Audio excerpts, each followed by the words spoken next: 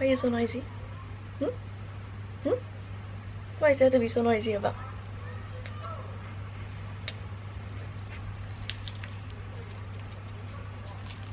It's my favorite.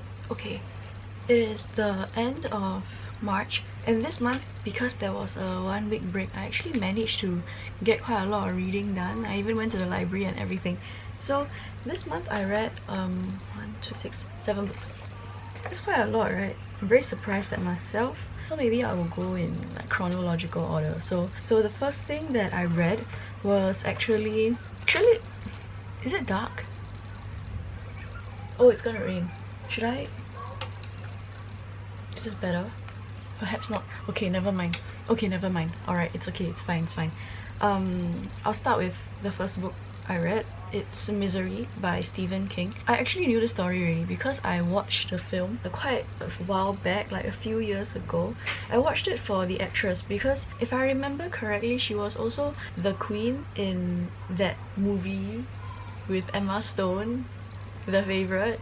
I only remember that movie very, very well because I was going through a very difficult breakup at that point in time. So the characters' faces and their stories are forever seared into my brain during that very traumatic period in my life. So I remember this actress, and I watched the movie because I wanted to see what other movies she played in. So this novel over here is actually like a horror classic.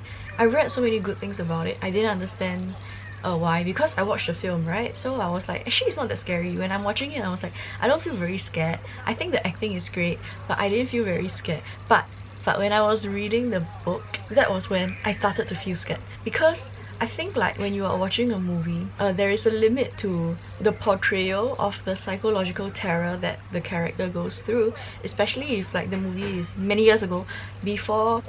I'm getting hungry, I'm gonna eat, okay?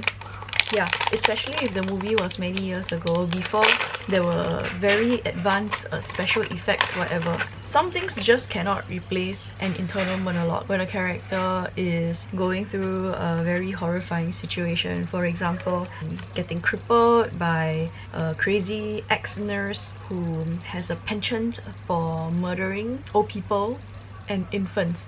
This book is like a 4 or 5 star read for me. I would recommend it if you can stomach like descriptions of bodily mutilation and torture.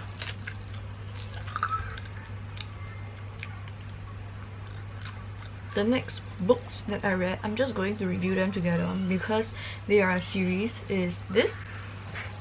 The One of Us is Lying followed by One of Us is Next. I heard a lot about it because I heard that it was one of those up-and-coming YA novel series written by one of those up-and-coming YA novelists. I also saw that there was like a TV show for the first book on Netflix. I haven't watched it because I prefer to read the book, but when I read it, I understood the appeal. Like, I get why it's so popular because the first book utilizes the locked room mystery, but she sets it inside like a high school where there are love triangles, there's gossiping, there's bullying, there's fear of losing parental approval. Actually, right, all this time I thought there was going to be some kind of big meta review. Like, it turns out one of them was lying to us all this time, and then I'm gonna have to go back and reread all that portions. But it wasn't that complicated and it wasn't that meta. It was very straightforward. It was a nice and neat ending, in my opinion. The second book actually was the one that I preferred. So the second book follows the story of the younger sister of one of the main suspects in the first book. In this book, there is now another person who shows up out of nowhere and starts trying to play like truth or dare with the school, in the same vein as Simon in the previous book. If you don't do the dare, they will reveal a truth. And this truth can be something like very bad. It can be like you slept with your sister's boyfriend or something like that.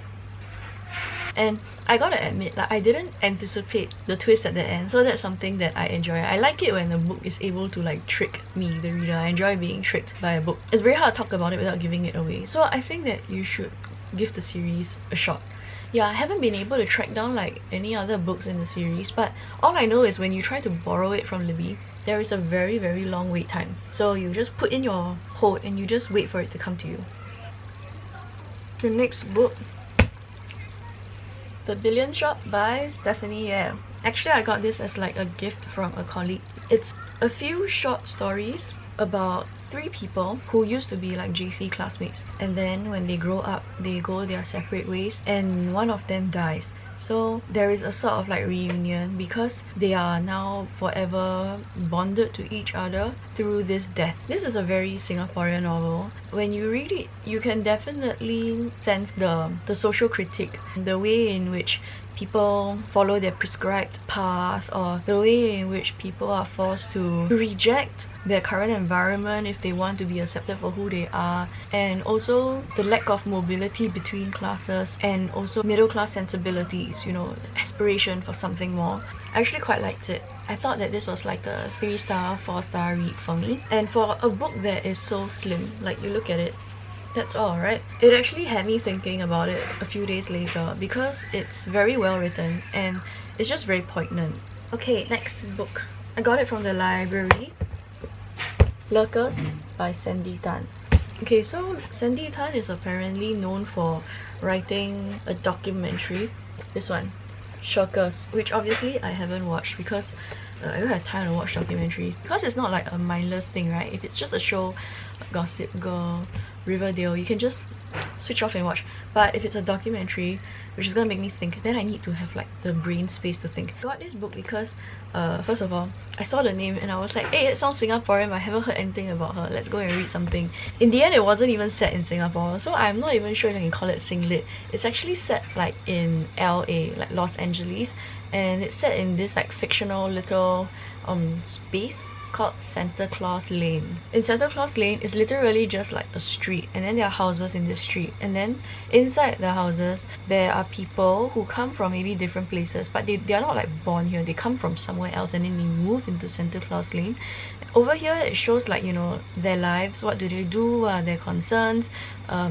It's multi-generational, so there are like 2 generations in this book, and I think like it's most interesting when there is some sort of interaction between the neighbors, because then you get like a sort of crossover. I think I need to also say that this book is it's not PG-13, so if you are hoping to read it and you are the kind that don't like to read about like you don't like to read sex scenes, then this is not the book for you, because this is one of those books that tries to be very adult and very realistic, so naturally there will be sex scenes inside. You have been warned. Hey, next, a book I did not enjoy, unfortunately, because look, The Impermanence of Lilies. The back is very nice also. Personally, I love having lilies. It's one of my favorite flowers, except I don't really use them in my bouquets because they are poisonous to cats. So unfortunately for me, there's construction work going on, there's fire alarm going off. I just hope that you can't hear it. But yeah, this book, I really wanted to like it, but I really couldn't like it. I gave it 1 star because I felt that it made me suffer as I was trying to read. So it's not like the story is very bad. Okay, it's not like the story is extremely bad, but the writing style itself is very abstract. You can tell that there is an attempt to be poetic, but when the whole book is like that, it just makes the story feel very heavy. By the end of 1 chapter, I'm just like so tired. I'm like, what did I just read? Why am I so exhausted from reading this book? I don't think that reading needs to feel like homework. Like, I'm not opposed to reading. I studied literature in university. We read like a few books every week. We read like heavy theory texts. Very rarely does something make me feel like it's not worth reading, or it just gives me a headache when I'm trying to read it. Unfortunately, this is one of those books. The story itself is a bit like weird. Okay, so it's about the captain of the Titanic, and it tries to tell you like a little bit about his childhood. It tells you about how he ended up being the captain of the Titanic, all which is good, like, you know, this is alright. But then he has this painting of like a small white lily that he's like obsessed with, and then he carries it with him everywhere. And then after that, later on you find out that this small white lily is actually like the manifestation or like the representation of the soul of this Japanese painter who died when Oda Nobunaga got very angry at her paintings and then like had all her work destroyed in a big fire. So like, you know, censorship or something like that. But then she somehow managed to survive in the public consciousness because people remember her. But she's not like a person, she's like a ghost now. So she exists in like this weird ether realm or what, where the other protagonist is also living, because everyone remembers him as the captain of the Titanic, so he cannot die. He's still like hanging around like a ghost. And then they fall in love, and then they have sex. I was like, what's going on? And then after that they reincarnate 2 generations later, and then they meet again at the graveyard where there's a statue of him. Like, okay, there are many things that I can accept. I can accept magical realism, but I feel like the way in which Japan, the atomic bomb, like in Hiroshima and Nagasaki, and also like the descriptions of like the ghostly Japanese woman's ghostly body, they were all like very uncomfortable feeling. Like they just made me feel very, I don't know, like very orientalist. Like you want to depict like this beautiful poetic encounter, but you don't describe the guy's body at all. It is entirely focused on her body, her hair, her curves, her scent, and then it just feels very like male gazy, like we are consuming her. I just do not vibe with writing like that. It just makes me feel very uncomfortable, and I think like this feeling of discomfort is just amplified by the fact that we are reading about this white guy basically consuming the non-white Eastern other, and she is triply othered. She is othered firstly by the author, who makes her seem like some special oriental flower. She's othered by the protagonist, who thinks that she's this beautiful exotic Japanese lady, and she's also othered by history in the book, in that she is forgotten. Her paintings are all like destroyed. I'm not sure why we are romanticizing this. The scenes in which Hiroshima gets bombed and then people's flesh were like sliding off their body like a glove and everything. Yeah, you know, we read a lot of those already. I read a lot of those in university. There are museums in Japan you can go to take a look, in Nagasaki, in Hiroshima.